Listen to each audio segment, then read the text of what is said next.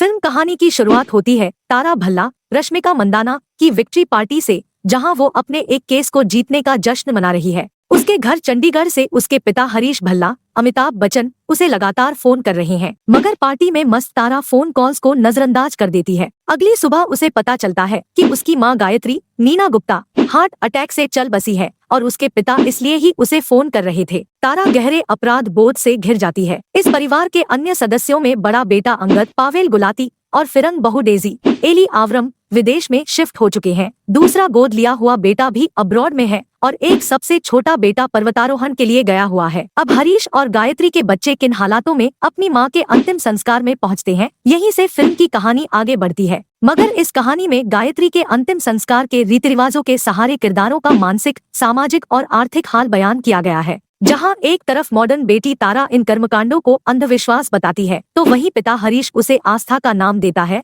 मगर इस आस्था के पीछे जो साइंस और लॉजिक है, जिसके संतुलन स्थापित करने की जिम्मेदारी पंडित सुनील ग्रोवर जी के कंधों पर है। क्वीन शानदार सुपर 30 के निर्देशक विकास बहल इस बार एक पारिवारिक इमोशन कहानी लेकर आए हैं। हालांकि उन्होंने अपनी इस मृत्यु वाली करुण कहानी में कई जगहों पर सिचुएशन ह्यूमर पैदा किया है, जो विषय के भारीपन को इमोशन तो रहने देता है मगर भारी नहीं होने देता। मगर उनकी कहानी आगे चलकर एक बिंदु पर ठहर जाती है। किरदारों में आप कहीं न कहीं खुद को कनेक्ट जरूर करते हैं, मगर कई दृश्य लंबे हैं। फिल्म में एक इमोशन कहानी के साथ लगातार बना रहता है कि जाने वाला भले हमेशा के लिए चला गया है, मगर पीछे वो अपनी सुखद यादों को छोड़ गया है, जिसे दुखी होकर याद करने के बजाय खुशी से याद करना ही जीवन को आगे बढ़ाने का सही तरीका हो सकता है। फिल्म की एडिटिंग थोड़ी पैनी होनी चाहिए थी। कहानी में कुछ सवाल ऐसे हैं जो बिना जवाब के कहीं छूट जाते हैं, जैसे गायत्री और हरीश के गोद लिए हुए बेटे और अन्य 3 बच्चों की डिटेल। फिल्म में भल्ला जैसे पंजाबी सरनेम होने के साथ रश्मिका मंदाना का साउथ इंडियन एक्सेंट खलता है।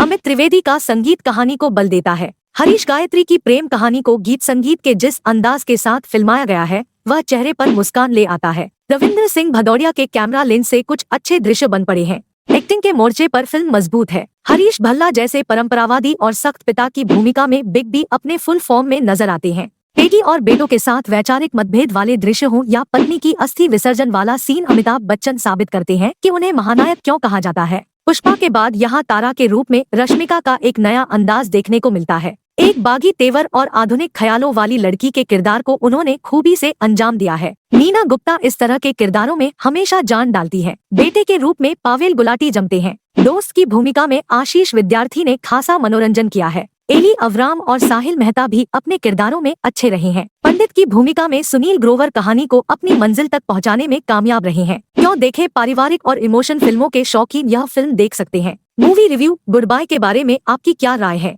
हमें कमेंट के माध्यम से बता सकते हो और हमारे चैनल को सब्सक्राइब करें और वीडियो को लाइक और शेयर करें। जय हिंद, जय भारत।